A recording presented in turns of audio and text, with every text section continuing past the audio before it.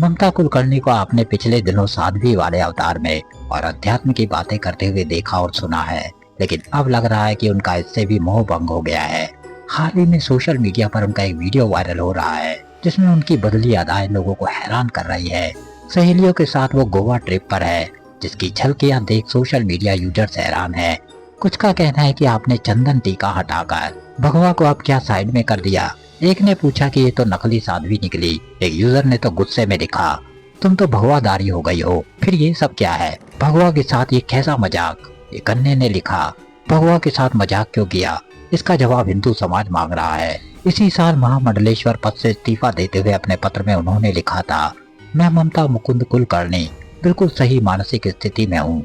मैं 27 जनवरी 2026 को किन्नर अखाड़े के महामंडलेश्वर पद से इस्तीफा दे रही हूँ। डॉक्टर आचार्य लक्ष्मी नारायण त्रिपाठी के साथ कोई शिकायत नहीं, सम्मान देने के लिए पूरा प्यार।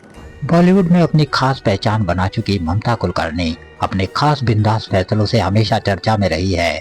ममता कुलकर्णी का जन्म 20 अप्रैल 1972 को मुंबई में हुआ था।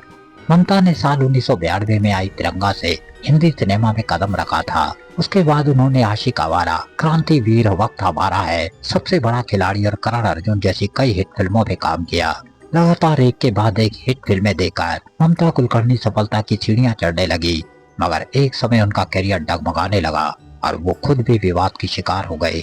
दरअसल साल 1993 में ममता ने स्टारडम मैगजीन के लिए एक टॉपलेस फोटो शूट करवाया था। 90 के दशक में बोल्ड फोटो शूट करवाना उनके लिए परेशानियों का कारण बन गया। हर तरफ इन तस्वीरों ने तहलका मचा दिया था।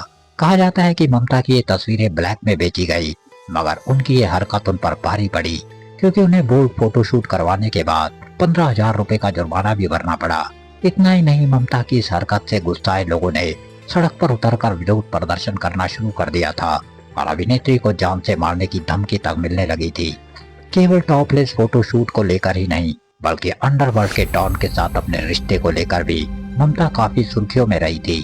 अभिनेत्री को लेकर कहा जाता था कि राजकुमार संतोषी की फिल्म चाइना गेट में ममता को आधी शूटिंग के बाद बाहर कर दिया गया था, मगर जब अंडरवर्ल्ड डॉन छोटा राजन को इस बात की खबर हुई तो उनके इशारे पर अभिनेत्री को वापस फिल्म का हिस्सा बनाया गया।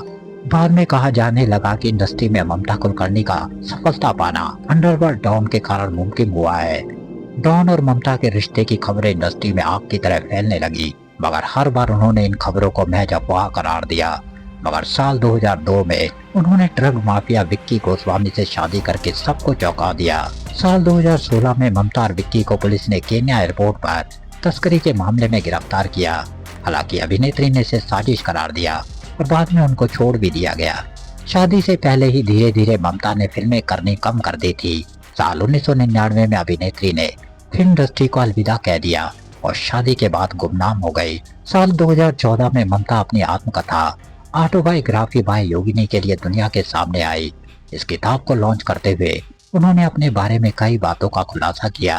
उन्होंने बताया कि वो कभी फिल्मों में जाना ही नहीं चाहती थी, बल्कि अपनी मां की मर्जी के आगे मजबूर होकर उन्होंने इंडस्ट्री में कदम रखा था, जो उनकी सबसे बड़ी गलती थी। उन्होंने इस बात का खुलासा भी किया कि फिल्मों से दूर होने के बाद उन्होंने अध्यात्म अपना लिया और अब साध्वी का जीवन व्यतीत कर रही है।